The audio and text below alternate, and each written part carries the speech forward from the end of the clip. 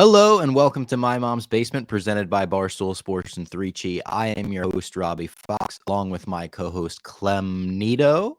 Does that work? That kind of works. Clem Nito for an X-Men 2000 review, recap, look back. We are going to be rewatching the entire X-Men franchise, or at least movies that we want to rewatch from the X-Men franchise in the lead up to Deadpool 3. We think we're going to get a lot of these characters back in the MCU, or maybe in the MCU in the first place. So we're looking back, starting with the original, one of the original superhero movies, honestly. Clem, how we doing? We're doing good. This is my realm. I'm looking forward to this portion of the MCU coming up. So before we move forward, we have to go back.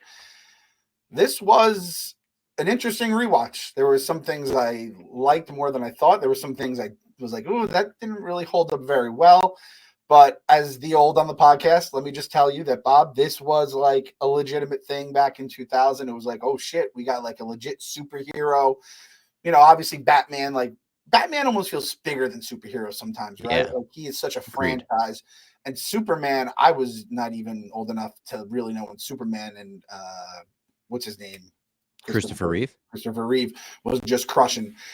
So this was like, oh man, this is going to be huge, and there's going to be a lot of stuff coming after it. So very interesting to see. I'm very excited to get into my my X people, if you may. X people? Should we call them X people, Rob? Should we be extra woke right now? And that's like pretty woke, yeah. Because I feel like they might get canceled when they make the new X. Why is it not the X people, right? There's a couple things where I'm like, I think they're going to get in trouble when they make the new X-Men. I think when they make the new X-Men, this movie kind of reminded me, X-Men might be the most politically charged superhero franchise. And I feel like they're going to make a new X-Men movie in a couple years and people are going to go, keep the politics out of X-Men. I don't want this getting woke. And it's like, ooh, you don't know what X-Men's about, do you? Yeah, that was like one of the big takeaways, just seeing it in person. Obviously, when I think X-Men, I think of all the characters first. But then you think of the stories, and you're like, it is a lot about persecution and segregation, Oppression. Like yeah, it is. It's some heavy subject matter. And last I checked, this isn't really the world we're living in. Like, it's not gonna be like, oh yeah, everyone's great. You all live together, peace and harmony, kumbaya. It would be nice. I'm also dressed as Magneto when I say that, so kind of fun. Before we get into the movie, speaking of heavy subject matter and whatnot, I didn't have a great morning, Clem. I'm not doing too good right now. I took my dog for a walk first thing in the morning, and we spotted another dog, Juice. I call this dog my dog boyfriend, Faith's boyfriend, because Nice. it's same size, very similar look. When they see each other, they go crazy. They jump on each other. They hug. They play like the nicest dogs in the world. It's so cute. Juice is playing with another dog, though. And it was a small dog, small white Shih Tzu. I let my dog Faith go up and talk to them, say what's up. She's always the nicest dog in the world, the friendliest dog in the world. She immediately started growling at this Shih Tzu, and she barked in the Shih Tzu's face. I had to pull my dog away. My dog got cheated on, I think, and it's tough. I came home. I tried to comfort her, gave her some treats. We're going to give her doggy ice cream later, but, you know, you never like to walk in on your dog getting cheated on. So I've been there. I've never been cheated on, at least not that I know of, knock on wood. But then how have you been there? Because when we were kids, did you ever have it when you were kids where you would have like a really good friend, maybe even a best friend, but then you'd go and you'd see them at like, you know, a park or something, they're playing with a friend and they're kind of having their thing. You try to get on, you're the third wheel, or yeah, you can't really hang out. And it's like, but you're mine. And when it's also happened the other way where you and a friend are playing, you see another friend, and it doesn't really mesh well. So been there, done that. I feel for Faith. Luckily, I think dogs, you could probably just give her like a treat and then she just wags her tail and happy. So now she's happy. Yeah. Tough. We got her an advent calendar. So there's a Christmas themed treat every day, and you give her one of those. I got my buddy bought me the I won a fantasy football bet against him. I got the Hans Gruber falling off Nakatomi Tower. I saw that. So that was incredible. That was amazing. I had the similar experience to you last week. I took AJ to trampoline park and just had to burn like some energy out on a Saturday. It's cold out. We can't just have this kid. He'll just be jumping on a couch for an hour rather than jump on trampolines. And we happened, this was extra brutal too, dude. But he didn't realize it because he's a golden retriever in his own way. It was his buddy from preschool, who now he's in kindergarten. So it was his boy. Saw them at the trampoline park. He saw the sister. I was like, oh, I see his sister. So I say hi to her as we're leaving. Says hi to her. And then I see the mom, and she's like, oh my God, I'm so sorry. I'm like, what are you talking about? She's like, I thought you guys were away this weekend. I'm like, no. We're going away next weekend. It was his birthday party. So AJ saw his old buddy's birthday party, who he would have been invited to. He was there for the birthday party, but not for the birthday party. He's like, I want to see him. I want to say hi. I said, sure. So we went up. We said hi. He didn't even, I don't think, notice it was his birthday party. It probably would have gutted him. But, yeah. It broke my heart for him. It guts you more as a parent. They're good family. We've hung out with them. The mom knew ECW. She's like, oh, this reminds me of ECW. When we were at that the fair where they had the carnival where they had the wrestling ring outside. Yeah. And I was like, ECW, that's a good mom right there. I think that's a very relatable thing that Faith went through this morning. Yeah. I think we've all been there at some point in life, one way or another. And just it hurts the parents just as much, we've learned now. It was tough. I just had to get it off my chest. It was tough to see. But you know what? Faith's doing good otherwise. We went through health issues last week. I don't think I mentioned that on the podcast. But now she's like fully back to her old self. We got her on steroids. Hell yeah. The USADA UFC plan. She can't fight in the UFC because she's on roids. But yeah, she's doing great. So let's get into XMen. This movie was released on July 14th, 2000. It is 1 hour and 44 minutes, a brisk 1 hour and 44 minutes, 1 minute shorter than the Marvels, the shortest MCU movie, a movie where we were like, it was so rushed. You needed more runtime. This movie didn't feel that rushed, to be honest with you. It had a $75 million budget. You could usually double that for marketing. So you could chalk it up to about $150 million. And it grossed $296.3 million. And that's huge for comic book movies at the time. Marvel was in a weird spot. Blade was actually the movie that kind of showed them like, all right, maybe we got something here. Maybe a Marvel character can, have its own movie, maybe its own movie franchise. And it made $21.4 million on opening day. This was the third highest opening day ever at the time, behind The Phantom Menace and Jurassic Park: The Lost World. Made $57.5 million the entire opening weekend, making it at the time the biggest opening for a superhero movie of all time. Batman Forever was the previous record holder at $52.8 million. Really, really good numbers that Marvel needed at the time, and numbers that indicated you got a franchise on your hands here. Marvel, and then it's like they're just watching it, right? Because they sold it to Fox. They sold it, but they had some involvement still. Like Kevin Feige is a producer on this movie, and he would eventually, obviously make his way up the ladder, and now he's running shit. So it's like a half a Marvel production because, yes, they sold the rights to the X-Men. That's why it took them so long to come into the MCU. Spider-Man, which they had the whole shindig with there. So, yeah. So, we talked about this. I think I've talked about it on the blog a bunch, and maybe on Twitter. I don't know if I mentioned in the podcast. There's a series called Icons Unearthed, and I know we've talked about the movies that made us and the toys that made us. 2 Netflix franchises that do a great job summing up different awesome movies that we love and toys that we love. Ninja Turtles, Barbie, whatever you may love, My Little Pony. Home Alone was one of the movies that they teach you so much little fun facts about. They did one, Icons Unearthed. They did it. I've talked about the Simpsons one. They did one with the Fast and Furious, Bond. And one of the ones they did, a Star Wars, and then MCU as well. And I'm about halfway through that. And they did talk a lot about how stuff went. And there's so many fun little nuances about how they ended up getting to the point where they had to sell off the stuff, but also how some of these movies was like, oh shit, we could make a cinematic universe out of the heroes we actually didn't pawn off, during bankruptcy or whatever. So very interesting stuff. Definitely check it out. I know it's on demand for me. I have DirecTV. Where were you watching it on, Robbie? I think you can rent it on Amazon Prime. I think it's one of the ones that made the MCU one. I think it's not free on Amazon Prime, but you could rent it. The whole season's not too expensive, but it is worth watching. I loved the Star Wars one. I thought it was fantastic. Yeah, it's a lot of like different voices. And again, if you're a Simpsons fan, that was the first 4 or so episodes was stuff I've never known. And I remember when the Simpsons were being made. So I've been following that forever. You mentioned Amazon Prime. I ended up watching this one on Amazon Prime. So I thought they bought the goddamn 20th Century Fox partially Same. so they could just have X-Men on Disney Plus whenever the fuck they wanted, and it would get people like us to subscribe. Turns out that is not the case. I don't know if it's in the vault or if it's in some legal fucking no man's land, but it's just not there. And I don't know where else it was. I think there is an X-Men somewhere in my guest room. I have like my old DVD book that is about 1 billion feet high that I almost just gave away for nothing. This was kind of a lesson. Keep your physical media. You don't want to be at the whim of some idiot executive who could just change whatever the hell they want. I happen to have my PS5. All they had was the disc version because it was during the shortage. So I said, fuck it, let me just get the disc version. I don't care. And now I have something to play DVDs for the rest of my life.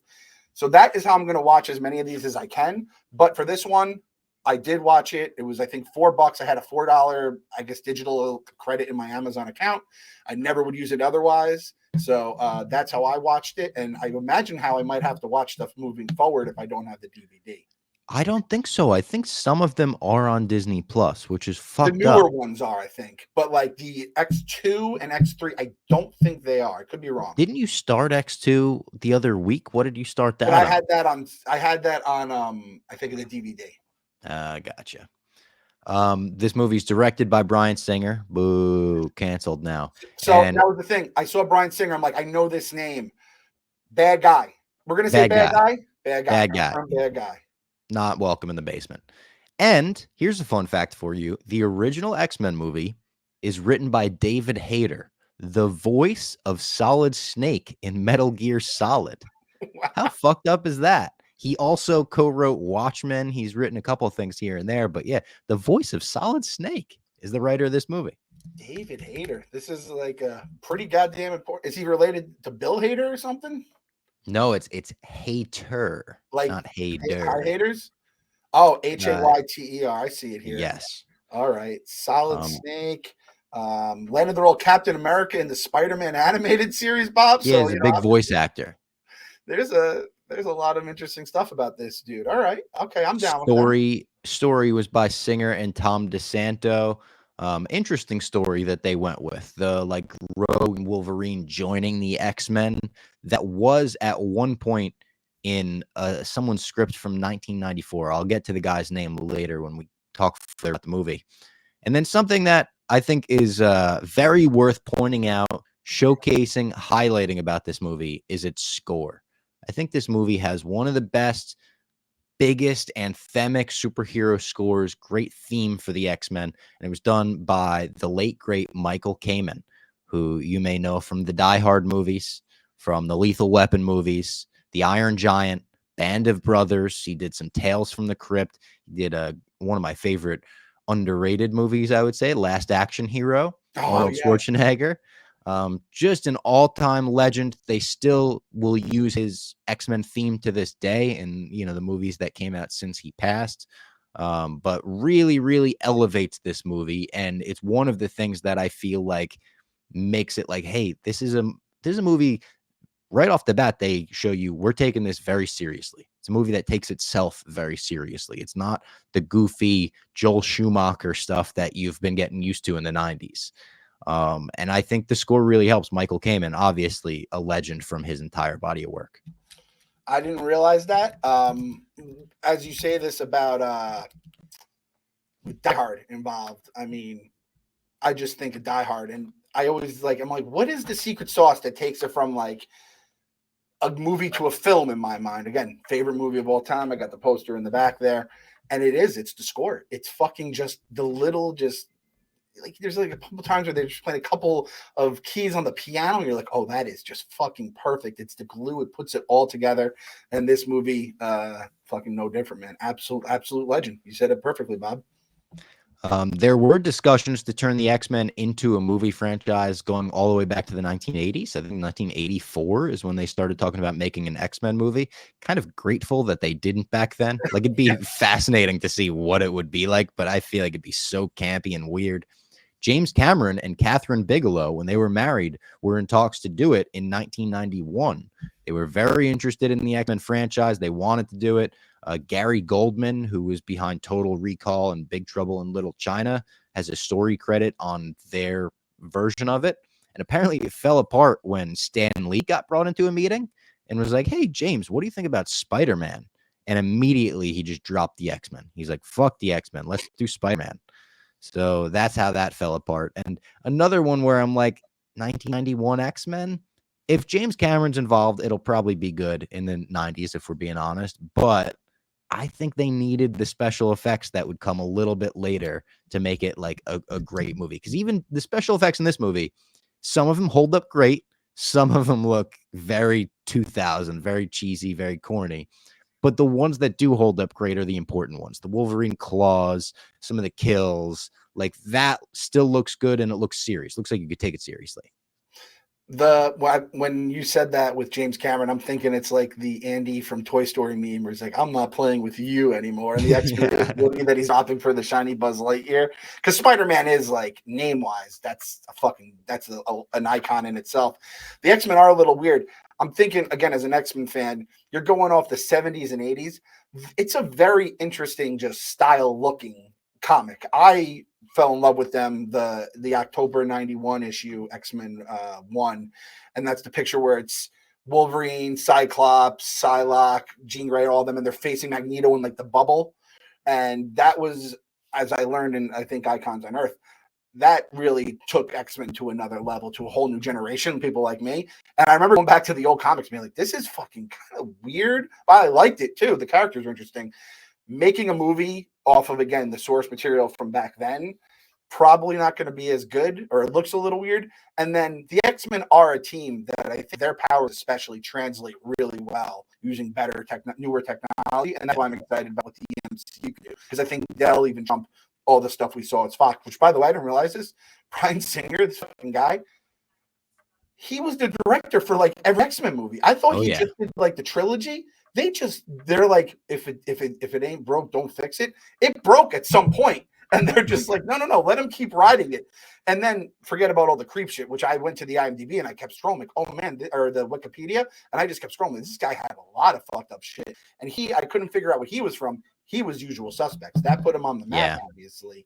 And then he like made X-Men a household name, and then kind of ruined X-Men. So again, hopefully it's the last time we mentioned Bryan Singer on here, but I thought that was pretty fucking wild. Yeah, and I think he did Bohemian Rhapsody, and Rami Malek like refused to mention him, thank him at all, because they got into like big fights on set and shit. You may have to edit out when I say his name from now on, Bob, because I don't like him either. I'll get down with Mr. Robot. So let's get into the movie. Amazing opening sequence. You could argue the best sequence in the movie, with Magneto and the Holocaust to kick things off. And this is the tone setter. This is like raw, obviously heartbreaking. This is something we've discussed on the podcast before, but I think it's worth bringing up again now. Do you think that ever changes? Magneto's origin story? Are they going to get to a point in 50 years where just timeline-wise, it won't make sense for him to be a Holocaust survivor? Will they change the genocide that he was a part of? Will they put him in ice like Captain America and keep him in the Holocaust? I feel like they probably should do something like that, where this is such a perfect origin that tells you a lot of his motivation and what you need to know about him right off the bat. I feel like you should maybe freeze him and be like, oh, he just came out of the ice, or maybe he fought a team of superheroes back then that made it so he couldn't resurrect till 100 years, whatever it may be. I think you got to keep it. Yeah, because he'd be closing in about like 90 or so. He'd be really old. Depends how old he is as a kid to then, 2023, and X-Men ain't coming out in 23 or 24 at this point, right? So you're going to have to figure out how you're going to make that all work. The thing is, there's no better way to say this man or this mutant or whatever. Oh, wow. I'm thinking pronouns now. We're really going to have the M word coming down the road. Yeah. Don't use that word around me.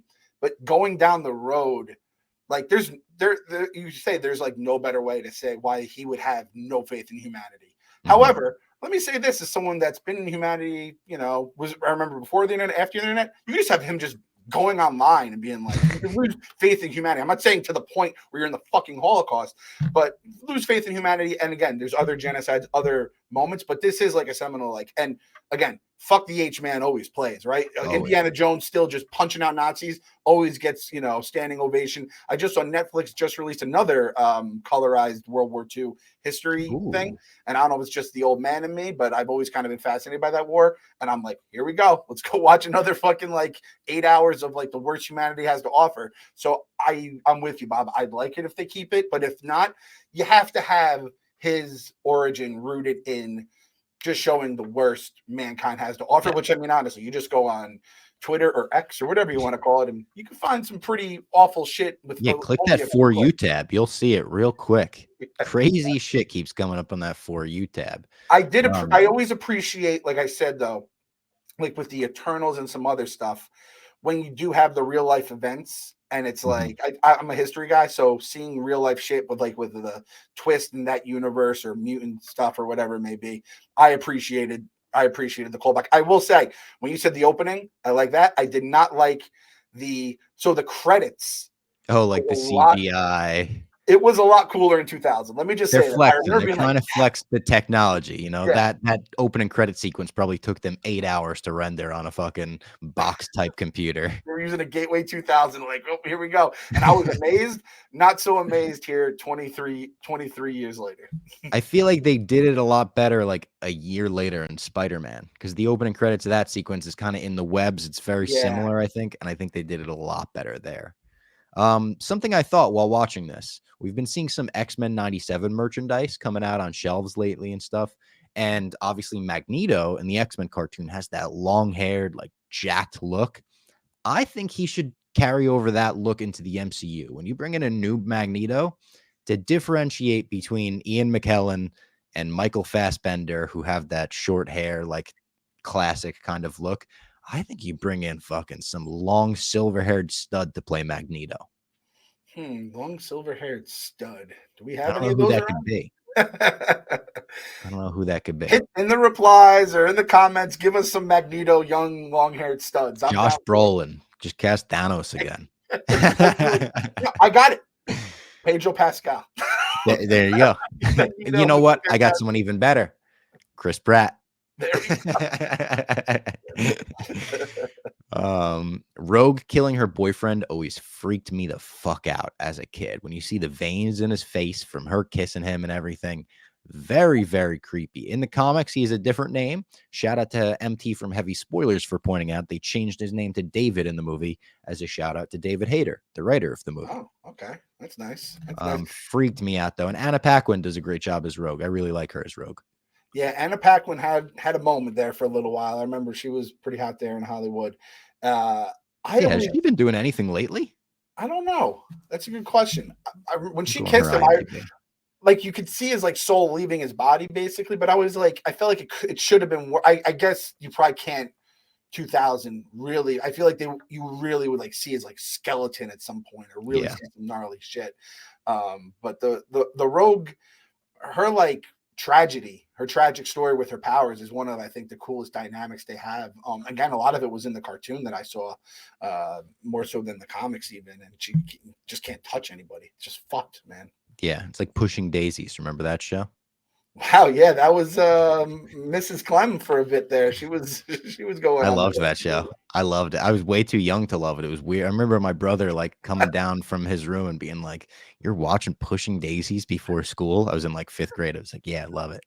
I mean, the fact Robbie Fox was a stool at the age of 12 was all you really.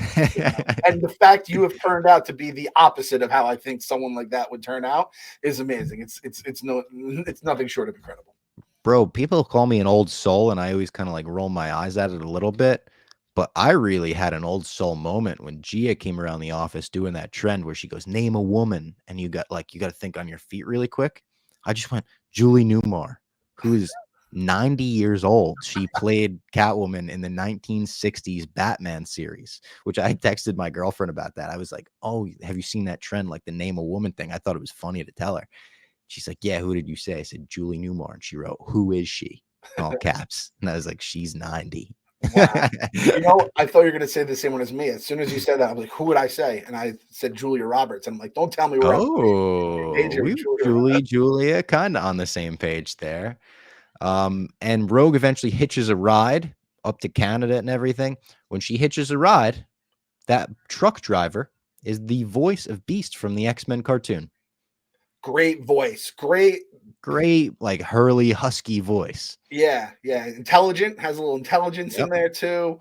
Man, I fucking love Beast, and that's one thing that in this movie, and then obviously get him in the future movies, but an OG X-Men too. Just fucking. Who's supposed to be in this? They cut him for budgeting reasons. They didn't have the budget to do the Beast costume, CGI, makeup. Nightcrawler also cut from this movie because of that.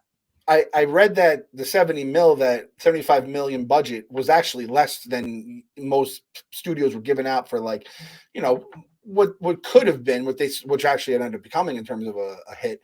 But the fact that I think it was like, let's make sure people want to go see these guys in the theater first. So we lost Beast, we lost Nightcrawler, we get them down the road. I was thinking, like, man, Nightcrawler, they could have really fucked that up if they had made that in the 80s. He's one of those guys, even Colossus, they would have looked like that Fantastic Four movie that was shot in like fucking Lithuania or something back in the day. They could have really blown that. So I'm almost happy they didn't do that. Another thing that I've talked about how much I love X-Men. It's the comics, it's the show, obviously these movies as well. The video game, the arcade game, was a big part of why I loved X-Men. And I'm just thinking about how good, like, some of those characters were. They translated onto the screen, and obviously we saw later in the cartoon here. So I feel like I'd rather see that version of Colossus than an 80s movie. We're very lucky that they took their time with him. Also, me and Devon were talking about this yesterday, the arcade game. I wonder how long that campaign, if you want to call it, is. How long would it take to beat that game? That would be a fun stream. You and me trying to beat the X-Men arcade game in one sitting. I think I might have. It can't be that long. First of all, let me just say, the first and maybe only arcade game I ever beat as a kid was the X-Men game. I hopped in like the last level. I remember, and I saw the end of it. Holy shit! I thought I like just became President of the United States, like the highest honor you could have. And I either beat that or Ninja Turtles over the pandemic, but pandemic brain mush. I don't even know which one it was. That would be a fun. I have it in the house. I have like a thing that has all the arcade games. If we could figure out how to stream that, that could be a Bob and Clem. That'd be really fun. YouTube stream right there. We just go through. We do that. We do the Turtles. I'd love to do. Turtles was my jam back in the day, especially when they re-released it for like Xbox 360. Me and my brother immediately replayed it. Yep, that's a great one. And then there was one more that was like the 4-player. Simpsons? Simpsons, yeah, obviously. Yeah. That's what it was. I beat the Simpsons. I definitely beat the Simpsons. Yeah, I remember you talking to me about that. Yeah. That was a moment in life right there. So maybe we'll do that on the basement. We got to hit 50,000. We're not doing this unless we have 50,000 subscribers with Bob. I'm just going to be honest. I'm not going to go on a rant here. I'm not going to give you any fodder to make it look like I'm retiring from the podcast like you did, which was a great thing. I just have no faith we're ever going to hit 50K. It's just that number. I saw Jerry was complaining on Twitter that like the algorithm has fucked him out of 300K. I don't know if it's that or we just are not loved enough. So it's like, I can't be loved anymore. I am me. I cannot be any other character than myself. If it's not worth your subscription, I apologize. Yeah, we got a couple hundred since the last show, but we're still like 3,000 away, and we got 15 days to go. It's getting dire. It's getting dire circumstances here. It always hurts when it's like there's more retweets and likes of it than the actual subscription. Like, man, that does hurt. Come on. There are a couple fun cameos in this movie like that, though, like the Beast one. Producers, directors, Kevin Feige was supposed to have one as a general that was cut. I really wish it wasn't cut. It would have been great to have a young Kevin Feige screenshot from this movie, like it's like how some of the WWE wrestlers will debut as an extra in like someone's entrance, and then 10 years later it's like he's CM Punk, and it's like we have that. Seeing Stone Cold as the ringmaster, and yes, like, that guy became stupid stuff like that. Yeah, like Kevin Feige, that nerd general, became the guy who made Endgame. Allowed that entire saga to blossom into this beautiful fruit. Yeah, it would be amazing. I have a note: just Patrick Stewart and Ian McKellen, as good as comic book casting gets. Hugh Jackman is obviously right there with him, but the chemistry and the scenes between these two, it's insane how good they are. Patrick Stewart also, I made a note right away. I'm like, he looks so young. When I was a kid watching this, I was like, he's the oldest man alive. Now I'm like, is he 50 in this movie? What the fuck? Dude, I said the same exact thing. I had to look it up. I'm like, yo, I think they might have dyed his eyebrows. I have to go back and see what Patrick Stewart was looking like in other movies around this time. Because I was like, is he younger than I am right now? Because that made me feel like absolute shit. Because I was like, oh, old ass Professor X over here. Look at him. Yeah, Back in 2000. Now I'm like, holy shit. He was 60 at the time. I had to look it up, which that's means crazy. 83 today. And I'm not going to lie, Bob, I lost count. Again, around the pandemic, we were losing a lot of fucking beloved people. Like, did we lose Patrick Stewart or is he still around? And I was so happy when I go to Wikipedia and I see is instead of was an American actor. I'm like, oh, he still got Sir Patrick. Man, I guess he's an English actor. Nonetheless, though, 60 at the time, brown eyebrows, has life in his body, real life. Yeah. It's very great to see. In the screen for the movie, like the when you load it up on Prime, there's a picture of Wolverine and Hugh Jackman. He was a little pudgy in the picture. He's pudgy. He's younger looking. It is kind of crazy to see a lot of these people, especially Jackman, see him then compared to now. And it's like he's a fucking. I mean, even in the later Wolverine movies, yeah, he went and got the most shredded any human being has ever gotten ever. He wasn't the original choice to play Wolverine, though. Actually, the studio at one point in the 90s, I think, considered Glenn Danzig, the founder of the Misfits, to play Wolverine, which is the weirdest casting choice I could ever think of. Then eventually one guy was cast, I think Gerard Butler, I believe, turned it down, didn't want to do it. Then they cast the villain from Mission Impossible 2. And because of his commitments to Mission Impossible 2, he had to back out of the role, leading Hugh Jackman to get a call like 9 months after he auditioned. And they were like, hey, remember that XMen movie? Like, you want to do it? And he did it. Big controversy at the time because he was over 6 feet tall, and comic book fans were like, but Wolverine has to be 5 feet tall. Ridiculous looking back at, because obviously he is the perfect Wolverine. He's the perfect Wolverine. He's also, I think he was like a no-name at the time, right? Like this was his first. He was, yeah. I don't think he was, at least like, he wasn't like, people didn't love Hugh Jackman like they do now. Yeah, and again, X-Men guy back then, and I think 90% of X-Men people, it's like Wolverine. I'm an X-Men fan. Wolverine's my fucking guy. Like that's just how it goes. You kind of go. I love Barstool. Dave's my guy. Like that's just how it's been. Yeah. But there is like in the comic books, sometimes like they play up Wolverine's like height. Sometimes you forget that he's that because he's such a crazy motherfucker and stuff. I imagine the short people were not happy about that. You know, that's our role. Like, you took a short king away from us. It took our short king away from us. I have this list of potential Wolverine candidates. I don't know how much of them is like they were written down as a, we'd love to have, or how much actually read for it or even had an offer thrown out. But I had Russell Crowe, Mel Gibson, Van Damme, Viggo Mortensen, Edward Norton, who's like 7 feet tall, Keanu Reeves, and Gary Sinise. Which Keanu Reeves as Wolverine is just a complete mind fuck for such a chill guy. Whoa, Klaus. What's up, bub?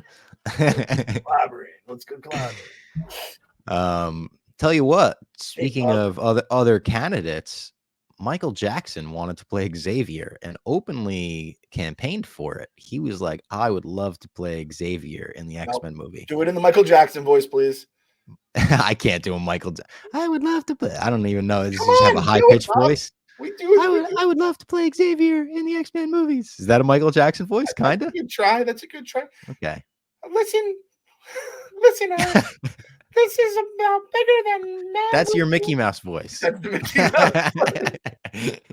Mouse. But yeah, Marvel apparently never even considered it. They were like, yeah, we didn't even think about doing that. I would really love to play Professor Xavier. He's I've been persecuted in my life, and I'd love to be someone else that tries to, fight for the little guy out there. Is that a decent one? Not bad.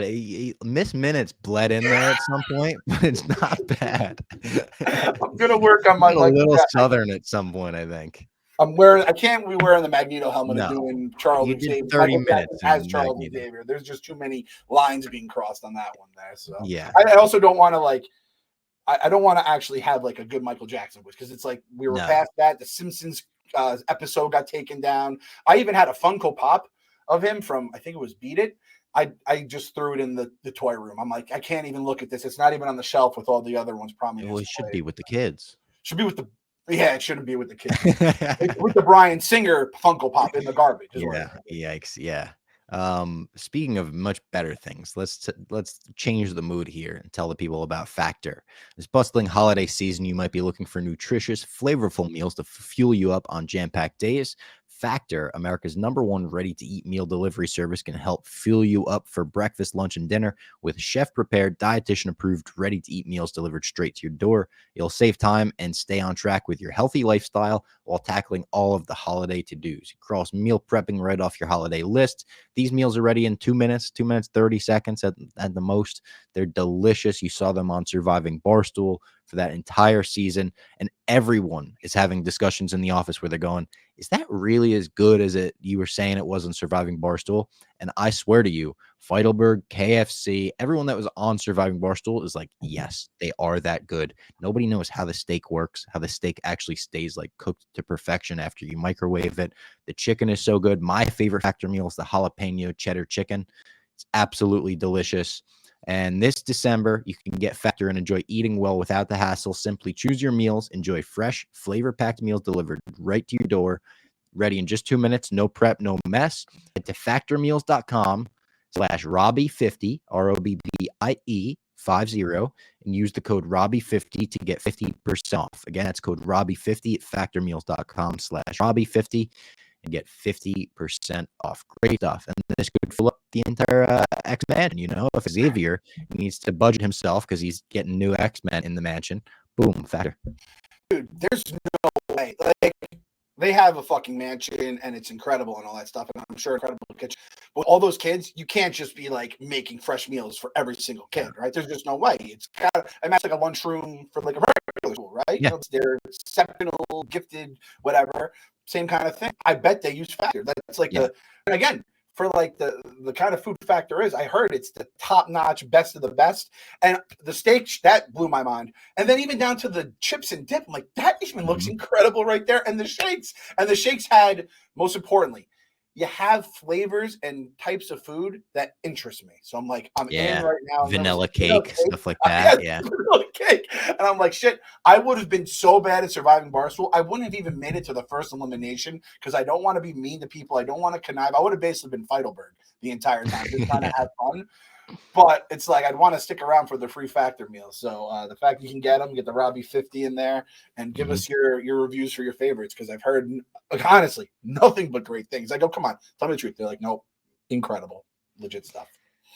Can I give a quick fun fact about the mansion? Oh, yeah. Give me a fun fact about the mansion. I love the mansion. No, I got no fun facts about the mansion. So first of all, it's in Westchester, New York. And Westchester County, I'm the next town up basically from Westchester County. So it always had a good place in my heart. I imagine if it existed in real life, it would be a 15-minute drive, 20-minute drive from my house, which I love.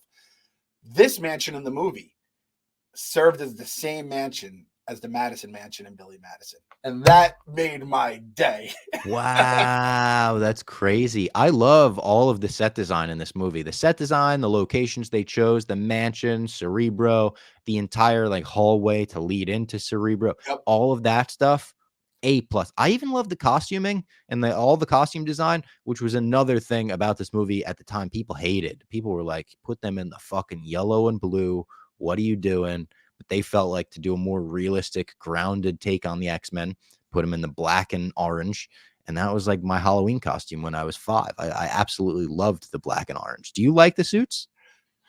So I was probably one of those people who was very bummed out when they did not use the suits. At the same point, like, even when you see the picture of Hugh Jackman in Deadpool 3, it is a preposterous look. It looks less preposterous in the comics, but when you just take a step back, the only person I know who ever has driven a yellow truck is Uncle Chaps. He admittedly has a crazy person brain. So it's like I can't just be like, these superheroes who are supposed to be cool and badass are going to dress in the this crazy spandex. Again, the only person who probably dress like that at Barstool is probably Uncle Chaps. Love the guy, but it's like different kind of human altogether. So I guess these guys aren't humans though. So maybe I'm the one crazy for not thinking that. But even the line where they're like Wolverine, Cyclops says to Wolverine, he's like, "What would you want? Yellow spandex?" Like that was a great Yeah. line, and you're like, "Yeah, that would be absurd." Oh, wait a second.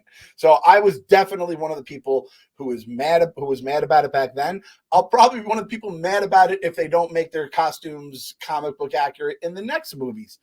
But looking back, it was probably the right decision. It was a little like vanilla, I think. Like now looking back, everything's a little muted. But again, I don't think this was the kind of movie they were trying to swing and hit a home run. I think they were just trying to hit a stand-up double. Yeah, and this Wolverine, it feels like he would be like, what the fuck? Like it feels like he needs a black leather suit, like to match his motorcycle jacket or whatever. Kicking and screaming to get him in that outfit, you would have to do Yes. basically, right? Yeah. I love his cage fighter intro. Like that rules when he just is beating the shit out of someone with his adamantium claws and everything. I wrote shockingly great effects on his claws when they show him coming through his skin, retracting back. I thought that all looked good.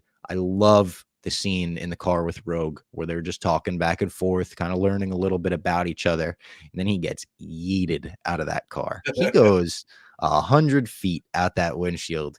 Crazy. And the Sabretooth fight that follows is ridiculous. It kind of reminds me of like the Lou Ferrigno Incredible Hulk in a couple ways, where it's like it's so like slow motion shots of him jumping and you could tell there's wire work going on.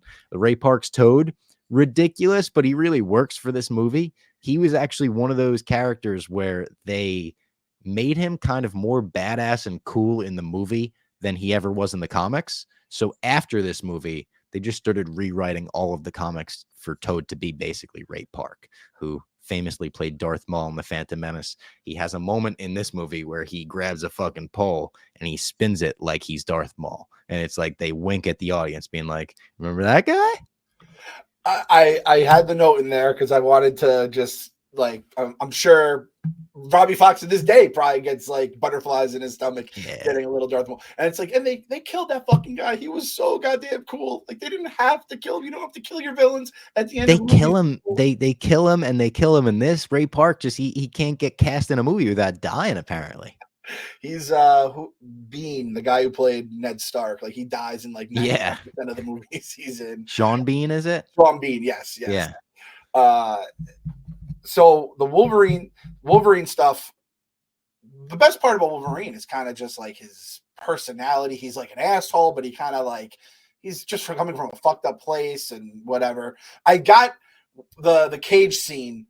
I did have a little bit of Bone Crusher Spider-Man. Oh yeah, first too. It's the same kind of Bonesaw is ready. I love like the little thing where he's just breaking hands because he has the adamantium claws.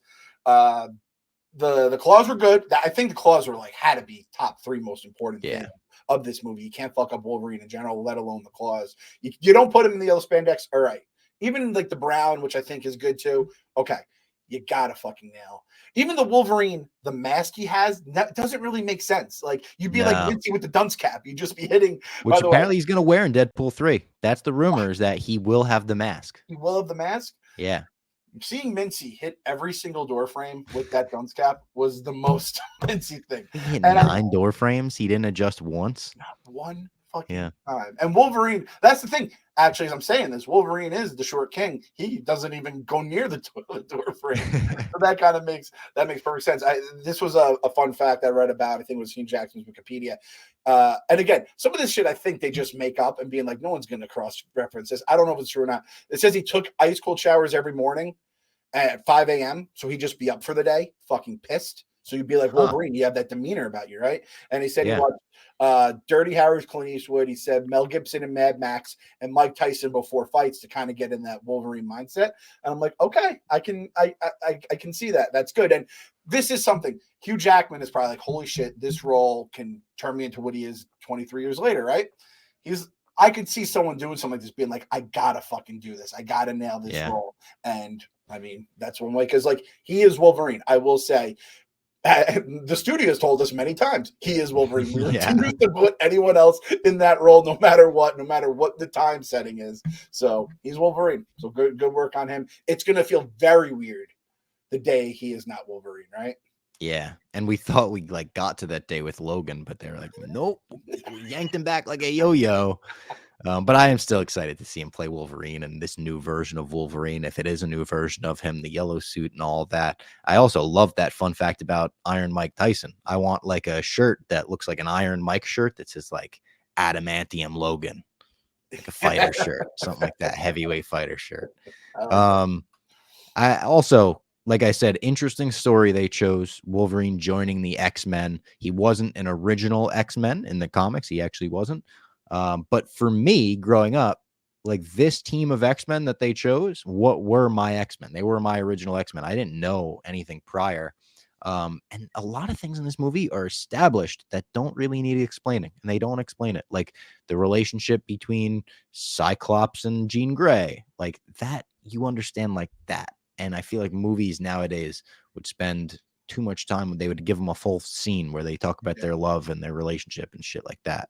Doesn't feel rushed. It was Andrew Kevin Walker who wrote a draft in 1994 that also featured Xavier recruiting Logan into the X-Men that apparently this was similar to. Also, I love that it's team versus team right away, and you get Magneto's evil lair, and like they're, fixing the machine or creating the machine to mutate people. Senator Kelly is a great shit-eating villain where he's a kind of a villain, kind of not by the end of the movie, understands the errors of his ways for being very anti-mutant. Is what's mutinist? Is that the racist word for mutants? He's a dickish white is what I would call him. He's a dickish white. He's a dickish white. He's causing problems. Did they use wasp in the movie? I had it on closed caption. I don't know if it was this or another thing I was watching where they called him a wasp. And I was like, yeah, might have, yeah. Wasp kind of guy. The guy plays the role very well. He doesn't need to even play the role. His face does it all for him. Right? And his face gets all stretched the way that looks when he comes out of the bars. That was some 2000 CGI. Some serious, and they're like, and you have to understand back in the day, like, we got this. Like, we don't have the Terminator 2 like guy on set or the money, but we'll do enough there. I made the mistake, or not even the mistake. It wasn't really my fault. They just came down. The kids came down and wanted to they didn't even want to watch it, which I thought was kind of bummed me out. But they just watched it, and AJ saw when the senator died, and he was petrified. I think he said he had a nightmare that night, and it is a pretty fucking haunting scene, even as an adult to watch it. I couldn't imagine watching it through the lens of a 5-year-old's kid's eyes, but that was a bad parenting move by me. I'm just gonna go ahead and say it. I'll put it on the podcast right now. Sabretooth also just ridiculous in this movie with the contacts, the eyebrows. Fun fact about Sabretooth, role originally offered to wrestling's Kevin Nash, who was Super Shredder in the Turtles. He was also in Magic Mike. He did a couple movie roles in his life. He turned it down. They gave it to another WCW jobber, just a random WCW jobber. They wanted a wrestler in that role for the physicality. I think Liev Schreiber was later cast as Sabretooth. Yes. Yeah, he's the voice on Hard Knocks too, which is always a mind fuck. Yeah. And the voice on 24/7 NHL Road to the Winter Classic, which doesn't exist anymore, but was the best sports documentary series for my money. I loved it. I have to just say, Sabretooth was just stupid. I was extremely disappointed with Sabretooth. I think at the time I probably was like, whatever, this is just what it is in the year 2000. Like, I'm not gonna cry too much about it. Looking back, you're like, this is even worse than I remember. And the fighting. So for two other things, I don't think there's nearly enough fights in all this, considering they kind of could yada yada a lot of the personal stuff. I wish there was more fights, but then I'm also like, I think more fights would have made me hate the movie more because the fights were not very good. Toad, I did not like Toad. I did not like Toad. Is there any chance we get Toad in Deadpool 3? I'm thinking about it. I hope he is murdered in fucking fashion and being like, this is for everyone from 2000. We did it for you, right? Bring Ray Park back too. Fucking let him just take another. Well, that's what I'm thinking. Like, Ray Park is still in great shape. He still looks exactly the same. He might be ridiculous enough to get a Deadpool quip. Like, just because it's also, he has one of the worst death scenes. Like, I think I've brought this up on the podcast before. It's one of the worst lines of dialogue that I've never understood. Storm says, I wrote it down. Do you know what happens to a toad when it's struck by lightning? And you're expecting like some cool line to come, and she says, same thing that happens to everyone else. And then she hits him with lightning. Like, wait, what? Did you start that sentence and not know where it was going, Storm? It's very strange. But I do like Storm in this movie. Another casting that they knocked out of the park. Oh yeah, hell, you cannot go wrong. You cannot go wrong with that. And this was pretty much my X-Men team again. Like you throw Beast on, but it's like Cyclops is the leader. Storm is kind of the. I remember in the comics it was like I think it was X-Men and Uncanny X-Men, but I think Cyclops and Storm were the leaders of each faction. It was kind of NWO and the Wolf Pack to go back to the wrestling side of things. Which man, Kevin Nash, I almost want Kevin Nash to be like an older Sabretooth now. He's kind of like beat up and he's just drinking Canadian beer. I'd love to see him in Deadpool just make an appearance. He could be the silver-haired fox that plays Magneto too. There we go. Yeah, you know we're getting Kevin Nash cast, and I'm telling you. I don't know if they've ever met. I'm telling you, Kevin Nash and Ryan Reynolds, I bet would be fucking. They hit it off famously together. So speaking of Ryan Reynolds, I don't think I've said it on the podcast. I don't think you have. Ryan Reynolds followed me on Twitter after the last podcast. We did a podcast where I mentioned that I don't think his statement on the Deadpool 3 leaks is necessarily going to help the Deadpool 3 leaks. And in the middle of the night, that night, Ryan Reynolds followed me on Twitter. And he doesn't follow that many people. I think he follows like maybe 1,500 people, and he has 21 million followers or some shit like that. I didn't tag him in any tweets. Nobody tagged him in my tweet. So I don't know how he found it, but we got to figure out how to parlay that into getting Deadpool in the basement or us on the Deadpool red carpet, something like that. All right. Or get Kevin. It's like if we were selfless, we would get Kevin Nash on a project. No, fuck that. We're not doing that for Kevin Nash. Has had enough good stuff in his life. This is going back to the basement. My guy Bob, get him the red carpet cameo just in the background somewhere. Ryan, yeah, we could be in the void too. Is there anyone who has just like crushed life? And like, I think there was a point where people were like a little jealous of him or like, oh, he's just the same character, this and that. And it's like, nope, just gets married to Blake Lively, seems to have a very healthy, like personal relationship, seems to have everyone like him. And just every time it's like, sells this for $1 billion, makes $1 billion doing that. I mean, just crushing fucking life. And he follows my guy, Bob. What a fucking win. Twitter back in the day, if you got followed by a celebrity, it was like, I remember when Porzingis followed him, I was like, holy shit. Yeah. I think he's lost a little of the charm. Ryan Reynolds supersedes all that, though. He is fucking, and like you said, only 1,500. That's a little, he might have pressed the button himself. Yeah. Every time I tweet now, I'm like, oh, Ryan Reynolds might see this. Yep. It's always very interesting when you're worried about what the person's going to see and think of it. Let's tell the people about C4 now. Well, hit him, Bob. Hit him with the C4. C4 Ultimate Energy. You've got the supercharged energy here, courtesy of the WWE. Unleash your inner WWE superstar. WWE and C4 Ultimate Energy have teamed up to provide ultimate, undisputed energy, packing a powerful punch of 300 milligrams of caffeine and delicious WWE-inspired flavors like Ruthless Raspberry and the Berry Power Bomb. C4 is the preferred choice of supercharged energy for WWE superstars like Seth freaking Rollins. And with 0 sugar and 300 milligrams of caffeine, you'll be feeling larger than life. It's time to step into the ring with WWE and C4 Ultimate Energy. You can grab the new C4 Ultimate Energy WWE flavors at GNC, online, or find them near you at findc4.com. I love this stuff. I say all the time, I'm not a big energy drinker until C4 came into my life, because I feel like most energy drinks, you get that like acidic, you feel like you're tasting something gross, like unhealthy, too much sugar. C4 is the complete opposite. It's delicious, goes down smooth, feels like you're drinking like juice or like a delicious soda. 0 sugar, 300 milligrams of caffeine, and it's WWE sponsored. You put like one of my favorite characters, one of my favorite brands on a can, I'm more likely to buy it. That's just a fact about me. I bet Kevin Nash drinks it all the time. This is becoming a Kevin Nash podcast. Slowly. Which I love. Big Sexy, Big Diesel. I feel like Kevin Nash, there is a non-zero chance Kevin Nash comes into the basement one day. And he has a podcast, doesn't he? He does. He has a Click podcast. This, I think. And he's like a good dude. Like he like goes out. He tries to help people. He like has become the Click back in the day. Again, I remember when the Click was making their news back in the day. They weren't exactly the guys you'd want to be. You know, they did not seem like the best of people. And I'm not going to lump everyone. You know, the company you keep. Us Barstool people were probably seen as the devil by some people on the internet, right? Tell you what, to loop this back to XMen, the Click would be making statements like, what do they call you? Wheels? Hat line by Logan. I was like, whoa. Apparently in the script it was said Baldy, and he like ad-libbed that. Really? Yeah. and they kept it, which again, I don't know if either of those fucking play again. And I'm not saying it's right or wrong. This is just the time we live in right now. You can't say wheels in 2023. You It's can't a- make that joke. the That made me word. gasp. But like, if we're all being honest with each other, it made me laugh. It was funny. very funny. It was a very funny in good the moment. fucking line. And look, Wolverine. That's the thing. This new MCU, again, I'm maybe preferably in Deadpool because it's going to have the R rating.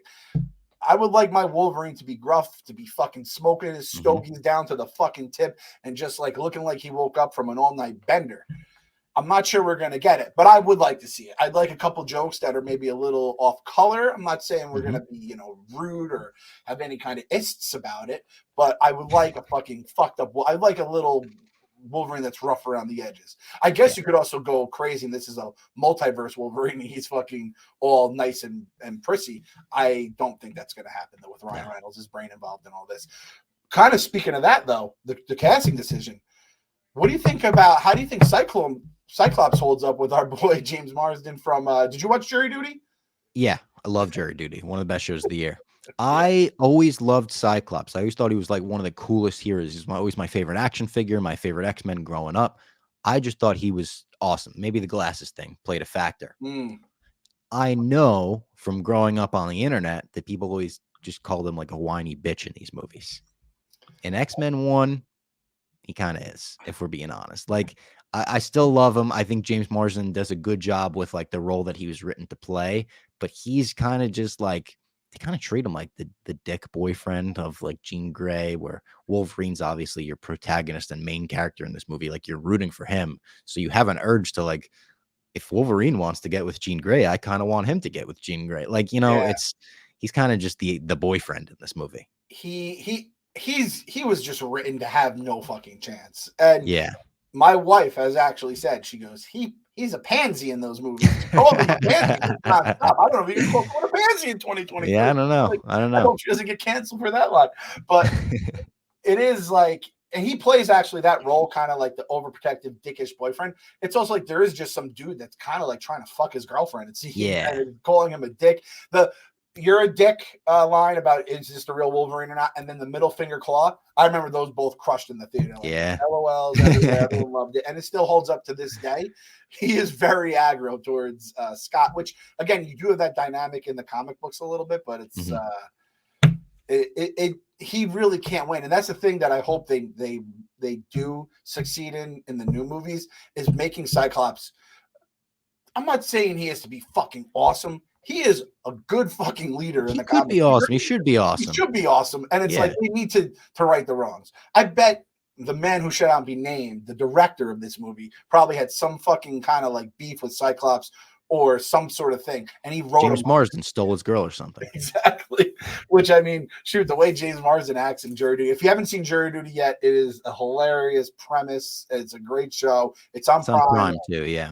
And I think I didn't even finish it. I was like, I think I have one or two left. Basically, the premise is these people are going in for jury duty. One guy, it's kind of like Joe Millionaire for the people that remember Joe that. Schmo.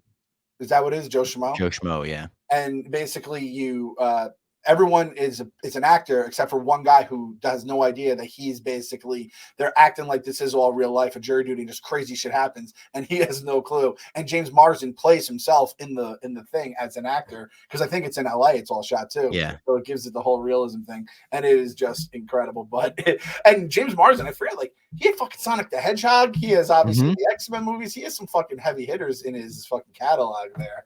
So I wish he had done better. I'm telling you right now, though, when we watch all these things with him, the pansy meter. Let's have this Cyclops. Okay, yeah. Right now. What would you say it's at for X-Men 1? Where do you think he is here? We'll go balls scale. 1 to 5. I'll say right now he's at a 3.5. It's not like crazy right now, but it's a little more than average. Yes, it's like, why you triggered, bro? Why you so upset? Like he's not wrong again, but he does have some pansy. I'm right with you. 3.5. What's that line he has at Logan where he's like, "She wouldn't be my girl if I had to say that." Oh no! Oh yeah, great love triangle though, especially for like the school movie dynamic and everything. If they're the older people going through that, I like it. Yeah, I like the love triangle. Speaking of his girlfriend and Jean Grey in general, Famke Johnson.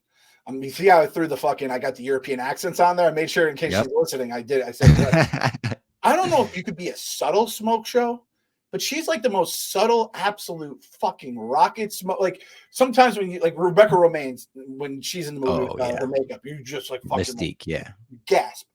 Famke Johnson in this movie, in Rounders, where she kind of plays like, Mike's buddy, and the fact he doesn't even like make a pass through, when she's kind of lay it on pretty thick for him.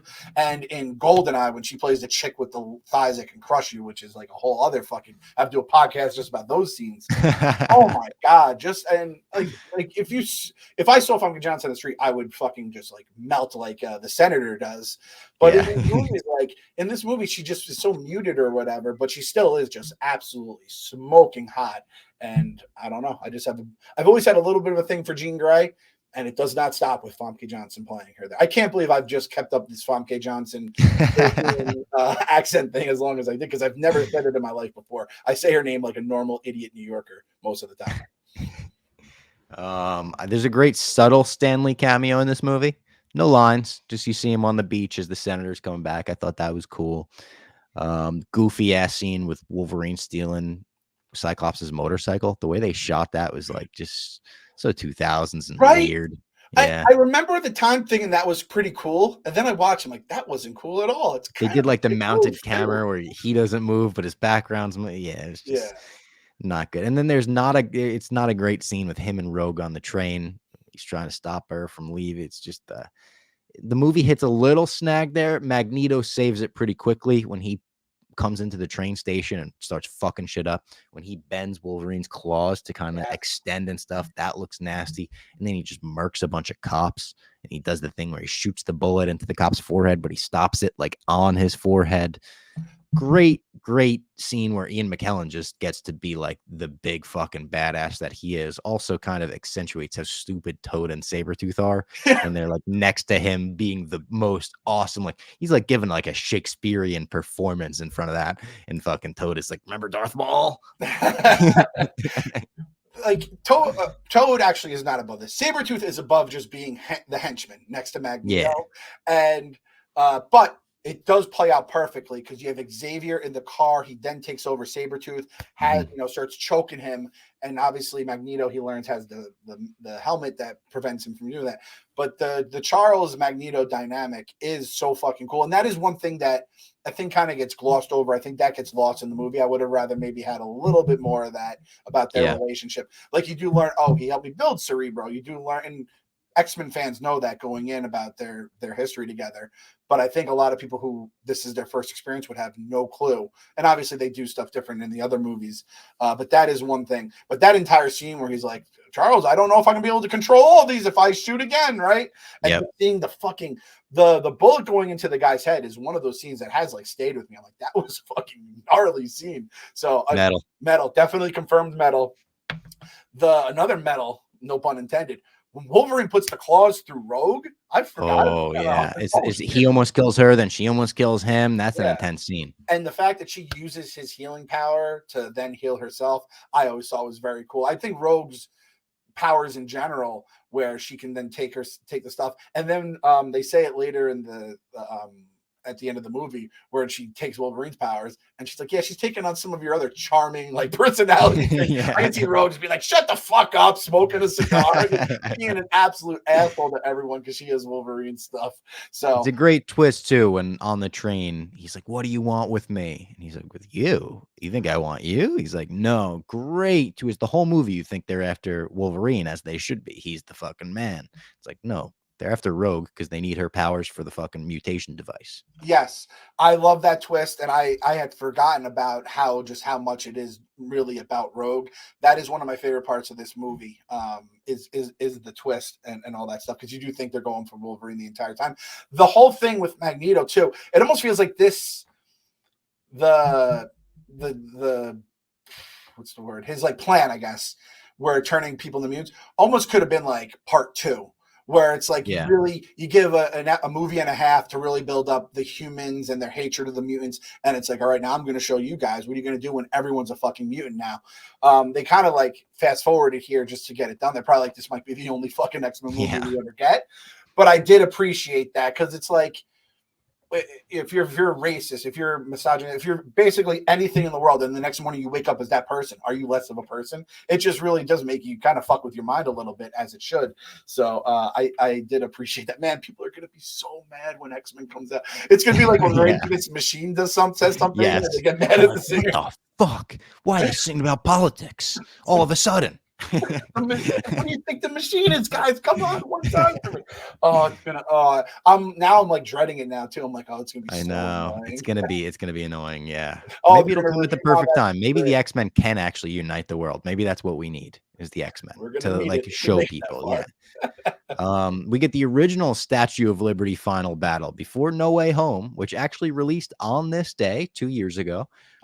We get one in X-Men 1. I wonder if we'll get a little quip about this in Deadpool 3. If they go back to the Statue of Liberty, he's like, we're not fucking doing that again.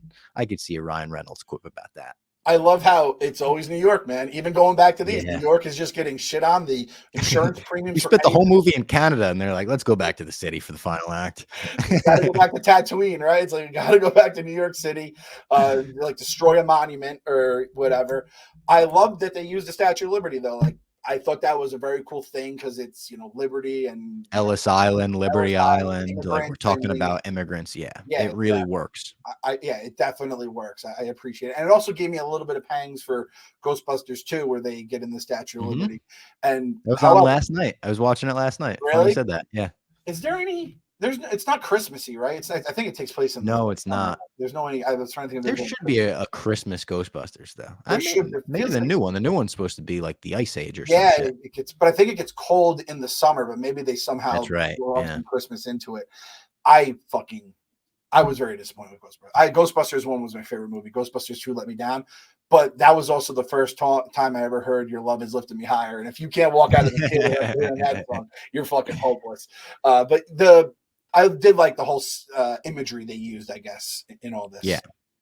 Let me ask you this. As a big X-Men fan, lifelong X-Men fan, does the Quinjet live up to the hype? They give it kind of a Batwing-esque scene where they're trying to show it off a little bit. Yeah. Watching it back, I thought it was super cool as a kid. Watching back, I was like, is the perfect that you nailed it, Bob. You got it. That fucking like 2-letter review of it. Especially when it had its time in the cartoons, and you're like, oh shit. And listen, I understand. I'm gonna maybe I'm just being extra nice on this because it is 23 years ago, and I don't know. I mentioned Secret Invasion yesterday, so that got put back into my brain. So I realized things can be worse when it's all said and done. But like, I appreciate that they did the little things, like if they could track this or they can find this, like they deserve it. Like they're kind of building it up without building it up.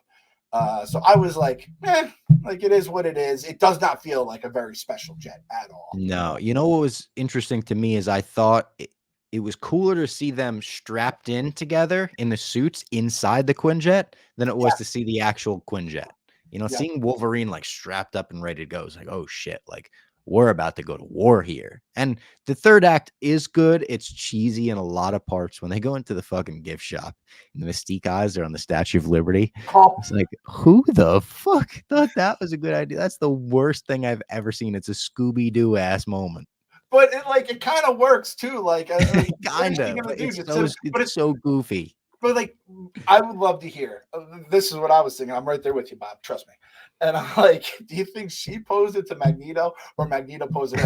Hey, let's have Mystique act dressed up as the Statue of Liberty or morphed into the Statue of Liberty in case anyone comes in. And if no one, he's just sitting there, standing for fucking like 3 hours. Her arm must have been barking by the end of that. And I don't care how in shape she is. Your arm has to hurt if you're having fucking imposed for fucking like 5 hours potentially, right? Yeah. That was legitimately crazy. And a lot of the scenes in the Statue of Liberty with Toad, that's where I'm like, fuck this guy. Fuck him. Dude, the wire work is crazy on him in these scenes. Like it's so obvious. He's hanging like Mission Impossible style from the seats, like, and they try to hide it with his tongue. You could tell they just put like his tongue effect over where the wire was. It doesn't really work. But they do the Wolverine versus Wolverine fight, which is pretty cool. Like Mystique as Wolverine. That was the one that Ke Huy Quan helped choreograph. Oh, okay, nice. Back when he worked on this movie. I appreciate his claws rip her claws apart because his Mhm. adamantium, and she lets out the scream. I'm also like, she should be like her body just got ripped I off. know, like nerves or something, It should nerve be like endings. Yeah. screeching and just, but I guess like it's a comic movie. Everything would just, if it happened to any of this happened to any of us, we would be dead. Like if Wolverine crushed my hand with his fist, I'd be like, I would just die. I would just die. What's Mystique's real name again? Rebecca Romaine. Romaine. Shout out to her for sitting in the makeup chair for like 7 hours every day to make this an It was always one of iconic the look, funniest by the way. things back in the, like, again, this is the uber fucking like testosterone driven 2000s, 90s, whatever. It's like you're taking Rebecca Romaine Stamos and you're hiding that beautiful woman behind all that, plastic and paint. And I think she's married to Jerry O'Connell still. So that's Really? Yeah, you didn't know that? So No. she was known for years. I mean, she became Rebecca Romaine Stamos. It was just part of her name. Her and John Stamos were together, divorced. Didn't know And that. now, and Jerry O'Connell, I mean, truly. I think I just saw him bragging about his wife on Pardon My Take. He's talking about Mystique. Yeah, he's like still married to a supermodel. Google it. And it's just like Jerry O'Connell, just like such like he's like the sweetest fucking stoolie I've ever met in my life, and most of those reside in the basement. He might even be a closet basement guy for all I know. But I'm so happy for him. I saw him at the Live Dozen show in LA we did a few years ago, and he was like just had the biggest grin on his face. He was just so happy to be around everyone. It was just, I'm not talking like the Barstool people. He was just happy just to be in a crowd of other Barstool people, and we were just having the dozen playing the game. So if anyone can be married to Rebecca Romaine, I'm happy it's him, man. It's awesome. Yeah, good for him. The third act overall, pretty good, I would say. You get a lot of good moments. A lot of X-Men, get to show their individual powers, get to shine. You get the Toad splat, which came with his action figure back in the day. I remember they gave you a little slime, a little ooze, and Cyclops gets to turn down his little reverse Lobot fucking thing and hit it right off her thing. Neat little origin for Rogue's white hair that they give you. I like that. The white streak in her hair. It's good. Mystique eyes on the senator at the end when they're watching the news. That is so ridiculous because you think like, did nobody else notice that just the X-Men were like, oh, look at those yellow eyes. Imagine if nowadays a politician walked out of a courtroom and their eyes turned fucking glowing yellow for a second. It would be on every single Alex Jones fucking conspiracy theory under the sun, broken down frame by frame. And then the final scene with Xavier and Charles Xavier and Magneto in the prison playing chess. And they've got it's not the metal prison, it's the plastic prison for him and everything. All-time comic book scene. Mm-hmm. Perfect dialogue, perfect symbolism with them playing chess, and the perfect setup of a whole franchise, the perfect culmination of the score, the set design.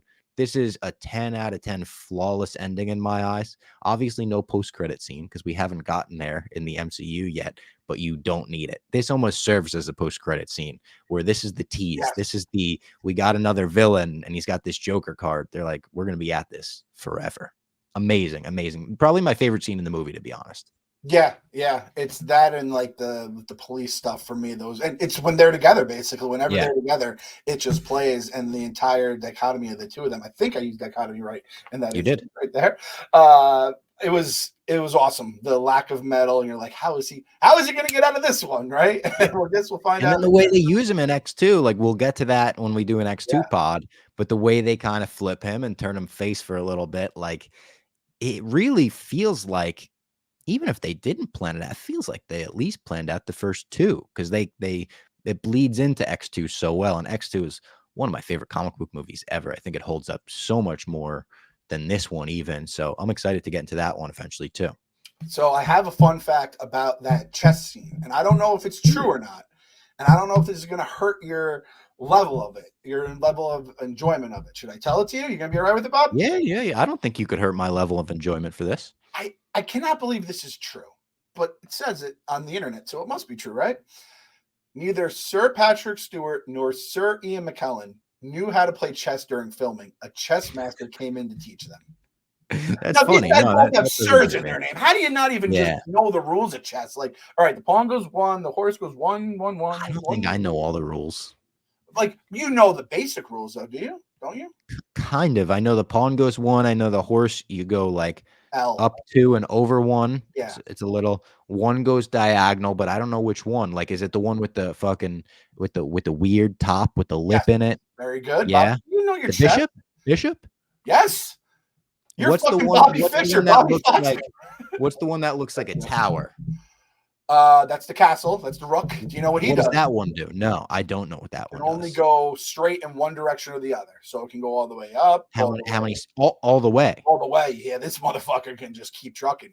And then the king and queen can go anywhere they want, diagonal all the way. Queen is basically your mother. That's your fucking rocket launcher. That thing can do anything, straight, diagonal, as far as you want. King can only go one spot. Can go boop, boop. Oh, but he dies. He's the slow guy. Over. So he's Robert like Baratheon. Yes, he's just old Bobby Baratheon, just sitting on his throne, drunken, fat as fuck. But if he dies, like everything's over. So all right, so that's all the pieces, right? You so know your chess. Now I know my chess. You knew more than Sir Patrick Stewart and Sir Ian McKellen did before they filmed that iconic. Yeah, so I wouldn't be good. I mean, I haven't played a chess game since I don't even know the last time I played a chess game. I wouldn't be good. I'd get the what's the thing where you beat someone in like 4 moves? There's like a name for that. I'd get that done for me. But I guess I could sit at a chessboard and kind of play. You knew more than they knew at the time, which I find, again, I feel like if you're like British, you have to know how to play chess. I feel like it's like in your, like you drink tea and you play chess at some point in your life. Crumpets, whatever crumpets are. Crumpets. You crumpets. All right, we will be back next week. Are we doing? I got a question for you. I wrote these down. If you don't have it, I didn't know if we were doing awards or anything. I wrote MVP and LVP of the movie. Oh, okay, yeah. That going forward. MVP of the movie, I will give to Ian McKellen. In his short scenes as Magneto, he steals the scene every time. So I'll give Ian McKellen MVP. LVP, I'll give Sabretooth. I mean, Toad could be in the same realm, but at least Toad brought that character from like a jester to someone that could do acrobatics. Sabretooth was supposed to be one of Wolverine's like biggest nemesis. Yeah.